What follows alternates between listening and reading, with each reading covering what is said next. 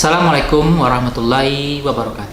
Salam sejahtera bagi kita semua. Perkenalkan, nama saya Rio Ansari, SPD MSI. Saya adalah dosen tetap di program studi S1 Fisika, Departemen Fisika, Fakultas Matematika dan Ilmu Pengetahuan Alam, Universitas Negeri Padang. Pada 2 tahun terakhir ini, saya dipercaya untuk mengampu beberapa mata kuliah, di antaranya Fisika Inti, Fisika Radiasi, Fisika Umum, Fisika Matematika 1 dan 2, Optik Modern dan Fotonik, Fisika Komputasi, Algoritma dan Pemrograman Komputer, serta mata kuliah pengantar coding. Selain melakukan pengajaran, untuk Tridharma Perguruan Tinggi, saya juga melakukan kegiatan penelitian dan pengabdian kepada masyarakat. Pada kesempatan kali ini, saya ingin menyampaikan salah satu mata kuliah yang saya ampu, yaitu mata kuliah Fisika Inti. Saya mengajar mata kuliah ini tidak pada prodi S1 Fisika saja, namun juga pada prodi S1 Pendidikan Fisika. Mata kuliah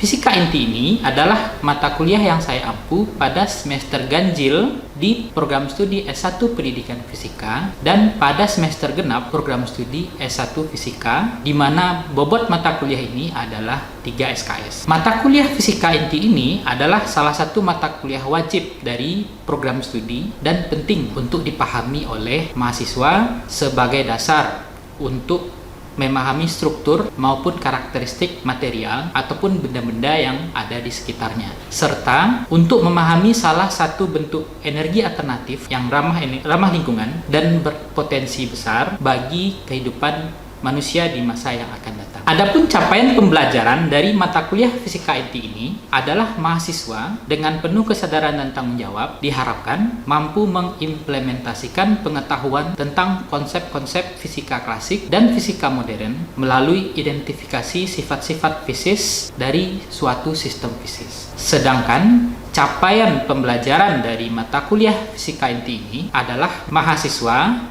diharapkan dapat menguasai konsep struktur inti, sifat inti, radioaktivitas, detektor radiasi, peluruhan alfa, beta, dan gamma, proteksi radiasi, reaksi inti, gaya dan model inti, reaksi fisi, pembangkit energi tenaga nuklir, akselerator partikel, dan partikel elementer. Adapun sub capaian pembelajaran dari mata kuliah Fisika Inti ini ada 14. Yang pertama, menguasai konsep teori dan menyelesaikan masalah struktur inti sebagai dasar proses radioaktivitas. Pertama, menguasai konsep teori dan menyelesaikan persamaan struktur inti sebagai dasar proses radioaktivitas inti. Kedua, menguasai konsep teori dan menyelesaikan masalah sifat-sifat inti sebagai dasar interaksi inti. Ketiga, menganalisis gejala radioaktivitas alamiah dan menerapkan konsep radioaktivitas dalam menyelesaikan masalah. Yang keempat, mengidentifikasi jenis detektor radiasi dan pengukurannya serta menerapkannya dalam menyelesaikan permasalahan fisika. Yang kelima, menganalisis peristiwa peluruhan alfa dan menerapkan teori peluruhan dalam menyelesaikan masalah terkait peluruhan alfa.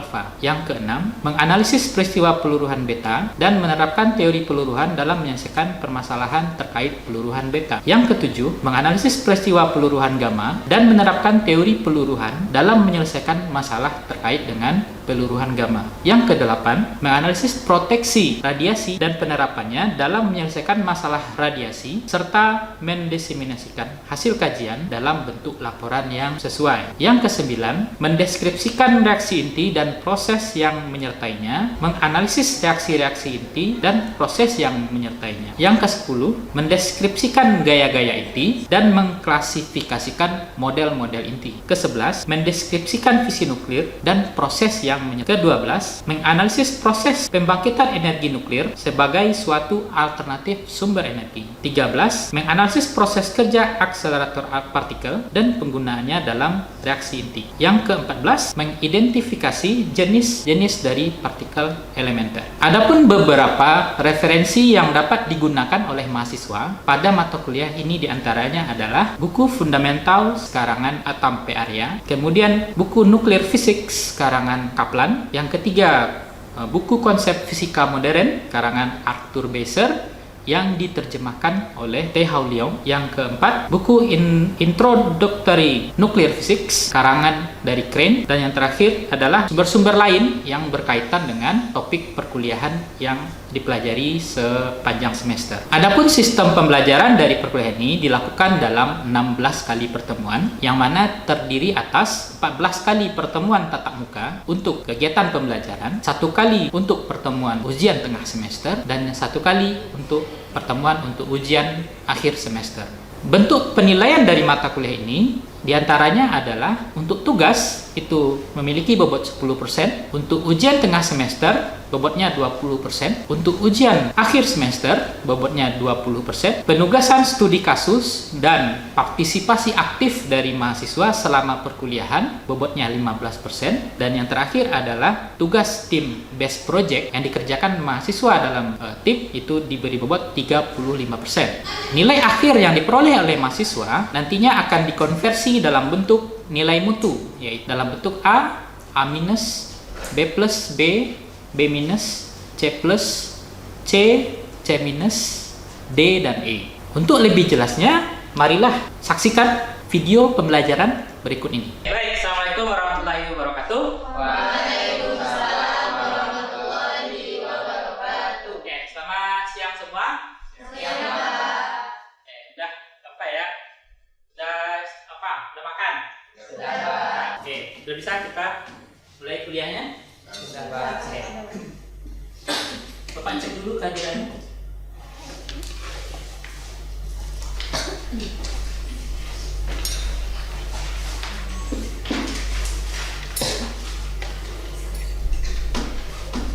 Kasifa Hanesti Putri ada. Oke, nah untuk perkuliahan hari ini kemarin Bapak sudah memberikan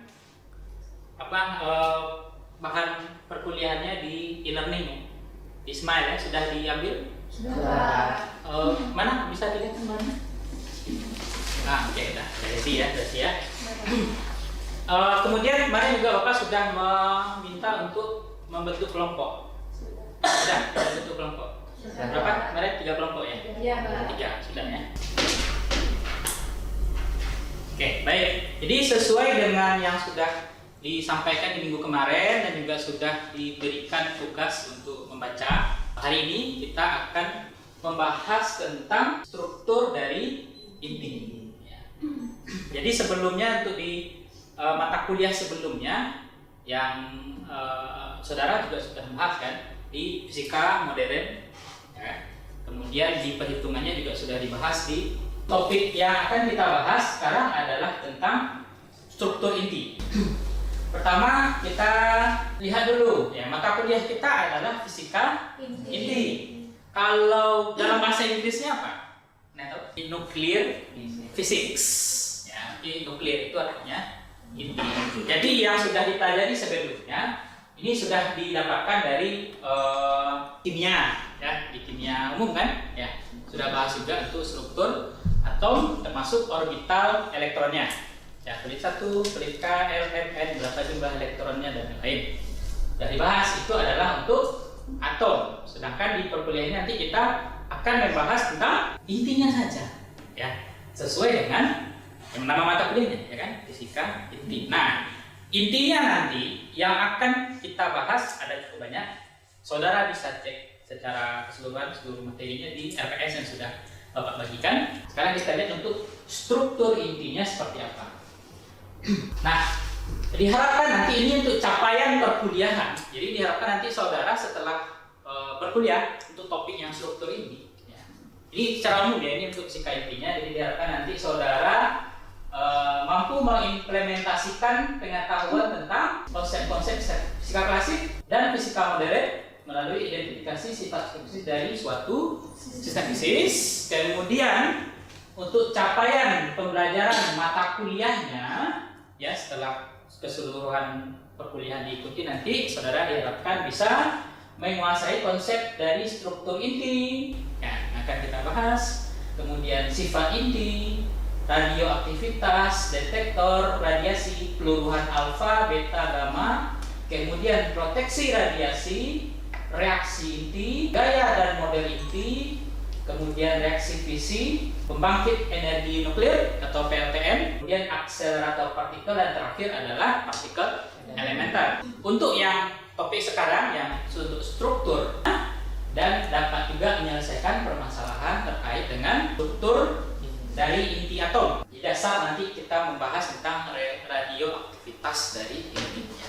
Di topiknya apa saja yang akan kita bahas? Ada pendahuluan, nanti kita bahas hamburan Rutherford, kemudian hipotesis proton-proton, kemudian hipotesis proton-elektron, dan terakhir adalah hipotesis proton-neutron. Kita lihat dulu pendahuluan. Jadi nah, tadi kan di kimia umum misalnya sudah membahas struktur dari atom. Ya, ada inti, kemudian ada elektron di orbital, ya, gitu kan. Berarti artinya di atom itu di orbital itu mereka memiliki tingkatan-tingkatan energi, ya kan? Kulit 1, kulit 2, kulit 3 dan seterusnya. Itu nanti kan energinya adalah diskrit. Ya. Jadi secara umum inti pun seperti itu. Ya, nanti dia juga memiliki tingkatan-tingkatan energi, ada orbitalnya juga, ya, ada level-level energinya juga.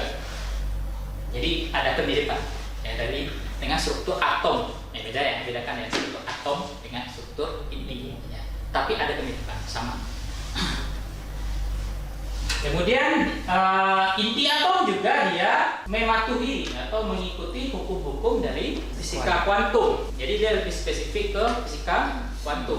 Ada juga keadaan tereksitasi. Jadi kalau nanti dia berpindah dari kulit yang lebih tinggi ke kulit yang dasar, dia akan meradiasikan foton yang itu melepaskan energi.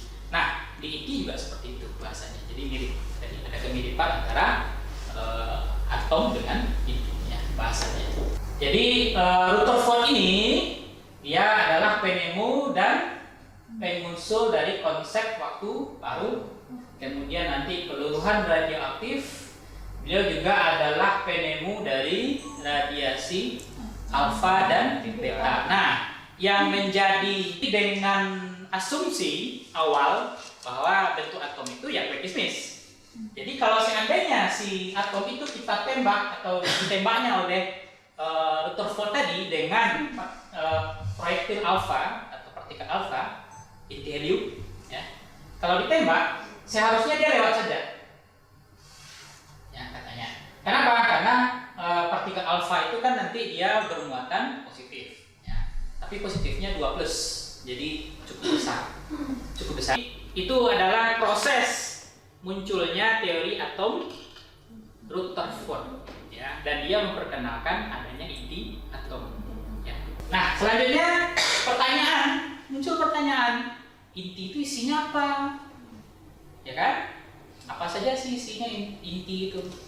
Jadi tadi inti kan nukleus ya. Berarti pertanyaan sekarang nukleonnya itu apa saja? Ya. Nah, ini perkembangannya. Jadi ada namanya hipotesis proton-proton, hipotesis proton-elektron, dan hipotesis proton-neutron. Dan yang pertama, hipotesis proton-proton. Jadi dari percobaan hamburan Rutherford tadi atau Rutherford scattering experiment, ya, jadi disimpulkan bahwa atom itu di tengahnya terdapat inti yang padat dan bejal dan muatan positif, dan massa atom itu dia ngumpul di tengah, terpusat di tengah itu.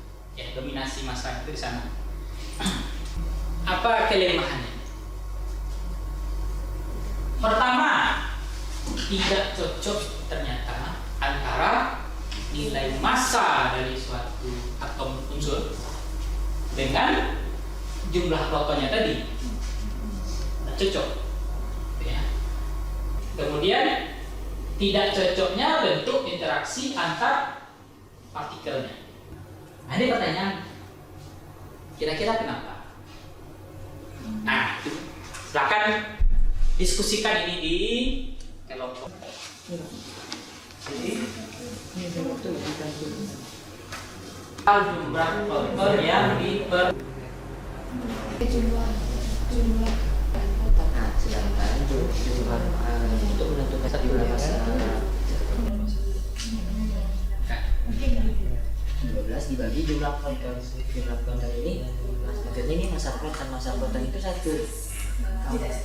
masa proton itu kan 1. Jadi kalau misalkan 12 dibagi 1 jadi dia 12. Sedangkan ini sesuai sama hipotesis proton-proton yang mana menyatakan bahwa untuk jumlah protonnya itu sesuai dengan massa proton. Sedangkan di sini buktikan jumlah massa atom karbon dibandingkan dengan massa proton itu hasilnya 12. Sementara kalau menurut hipotesis ini berapa jumlah proton? Ada ketimpangan di sini. Jadi ada hal yang berbeda. Massa atom dibagi dengan Atom. jumlah massa atomnya dibagi dengan massa proton. Massa proton kan 1 SMA ya, 1,076. Berarti secara hipotesis ini berapa jumlah proton? Nah, berarti kan jumlah masanya kan 12 dibagi dengan 1.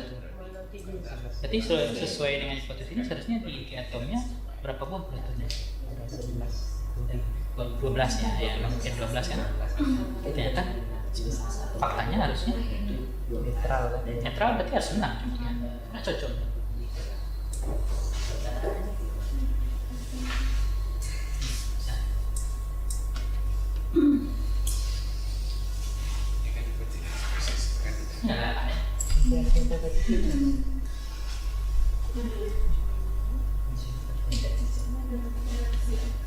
Nah, 23 detik ini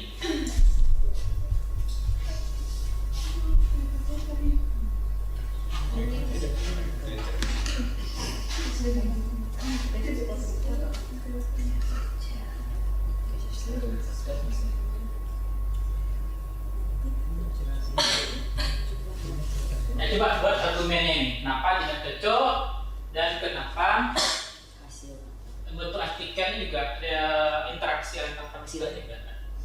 Oke, waktunya habis. Belum. Oke. Dah.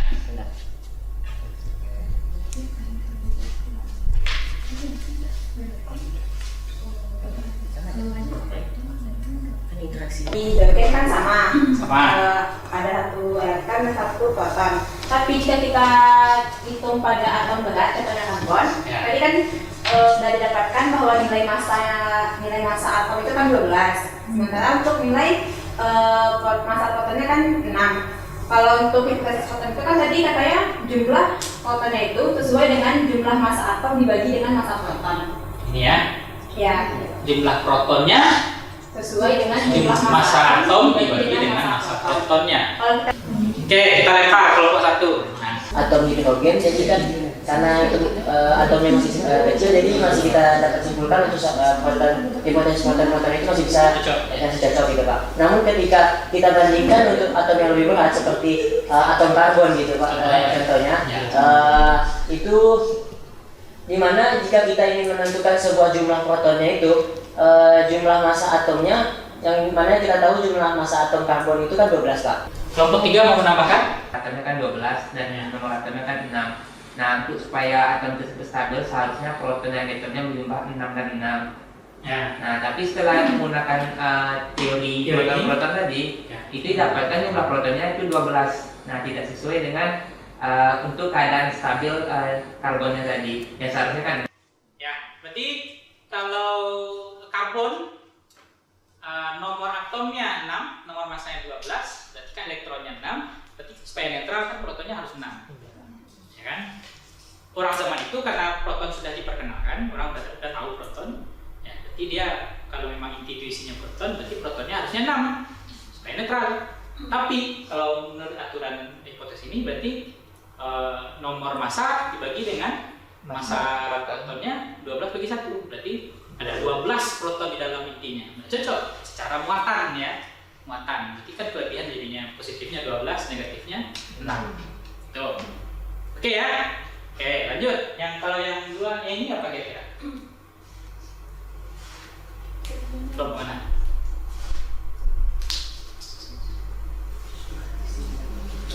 Proton berarti menurut hipotesis ini ya, menurut hipotesis ini berarti di inti atom karbon tadi misalnya, berarti di intinya ada proton berapa buah? 12 buah.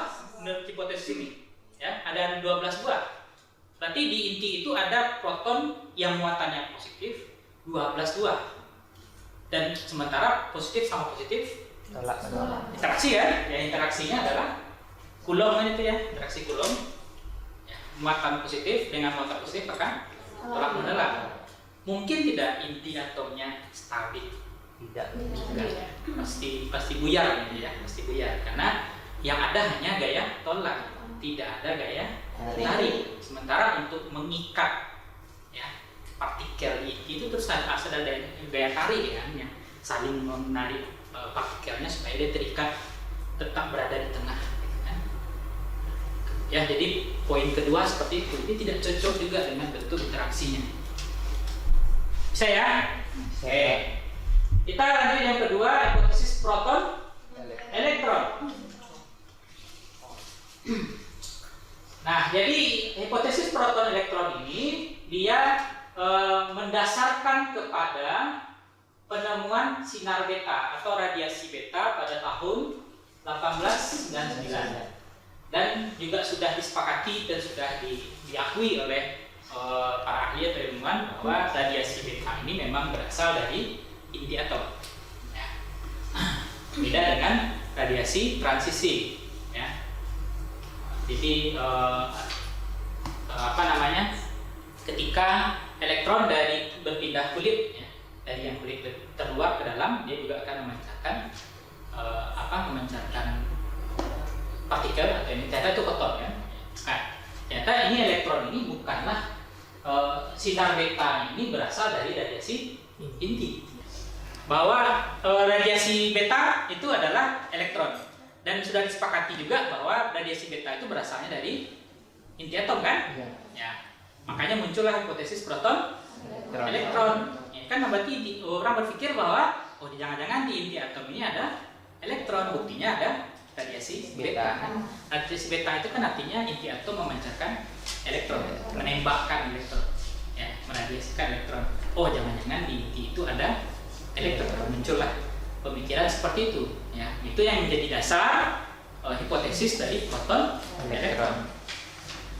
Ya, kelemahnya pertama spektrum energinya yang nggak cocok, elektron nggak mungkin dalam itu. Ya, spektrum energi ini maksudnya adalah dari hasil empiris, ya, uji laboratorium, ya, pengamatan di laboratorium untuk spektrum energi di inti. Ya. Itu tidak memperlihatkan bahwa ada entitas elektron di situ, nah, cocok, ya. Dan energi radiasi beta juga tidak cocok. Kemudian spin inti, ya, estimasi ukuran inti, momen magnetik inti, ya, berarti ada positif ada negatif, momen magnetiknya nggak masuk, nggak cocok, gitu dengan fakta empiris yang dari hasil eksperimen yang dilakukan. Dalam hipotesis proton neutron. Nah, jadi awalnya tadi kan yang ditemukan adalah elektron dan proton saja. Jadi orang hanya bisa berhipotesis di antara dua itu saja. Jangan-jangan proton isinya. Oh, jangan-jangan proton sama elektron. Ternyata ada bukti juga radiasi beta, ya kan? Kemudian ditemukanlah namanya partikel neutron. Jadi neutron ini adalah penjawab dari kegalauan orang pada saat itu memperkirakan inti atom itu apa sih isinya. Dan neutron ini adalah solusi gitu ya, atau penjawab pertanyaan. Nah, jadi ini dari peristiwa transmutasi nuklir dan penemuan dari neutron. Jadi transmutasi nuklir itu adalah berubahnya suatu unsur kimia menjadi unsur kimia yang lain, berarti unsurnya yang berubah, bukan ikatan kimianya ya. Misalnya kalau air H2O juga berubah jadi es H2O, berarti yang berubah itu adalah ikatannya saja, ya kan? Ikatan antara yang cair dengan yang padat, es itu kan berbeda. Itu kan unsurnya tidak berubah, hanya unsur atau molekul tidak berubah, yang berubah kan adalah ikatannya. Dan itu cocok semuanya. Dengan D tidak ada kelemahan lagi tadi. Cocok, spinnya cocok, ya, interaksinya juga cocok. Ya. Nah, maka ini hipotesis yang ini lebih kuat. Ya. Sehingga disimpulkanlah bahwa inti atom atau nukleus tadi disusun oleh proton dan neutron. Nah, proton dan neutron itu kemudian disebut sebagai nukleon, ya, atau partikel penyusun inti atom. Ya. Kenapa dia cocok? Coba dilihat interaksinya antara proton dan, misalnya di karbon tadi, karbon 6 12. Berarti elektronnya ada 6, neutronnya ada 6 supaya netral, protonnya ada 6 supaya netral. Maka selisihnya kan 12 kurang 6 adalah 6, berarti neutronnya ada 6 juga. Berarti di inti atomnya ada 6 proton, ada 6 neutron. Itu kira-kira stabil nggak? Nah, proton sama proton apa interaksinya? Berarti kan ada 6 buah proton di dalam tuh. Berarti antara ke-6 itu mereka saling tolak menolak kan? Berarti kan itu dia seharusnya nanti dia nyebar. Dia tidak terikat di inti. Tapi mereka akan kabur gitu istilahnya ya. Mereka nggak akan ngumpul di tengah. Ya kan? Tapi di tengah itu ada neutron 6 buah pula. Sementara neutron dengan proton apa interaksinya? Tarik menarik? Enggak kan? Maksudnya secara muatan tidak ada tarik menarik muatan kan? Karena satu netral, satu positif. Berarti tarik menarik mereka dalam bentuk gaya gravitasi.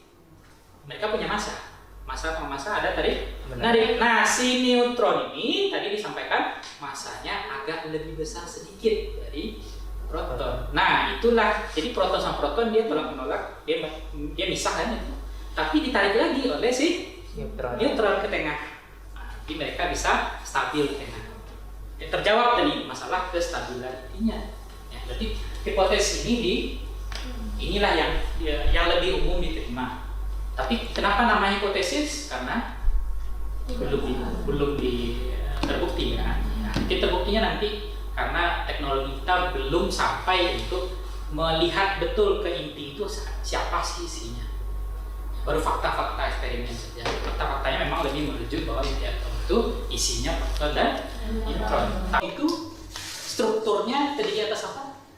Proton dan neutron, dan itu yang kemudian dikenal dengan istilah nukleon. Ya, berarti itu hari ini itu topik kita.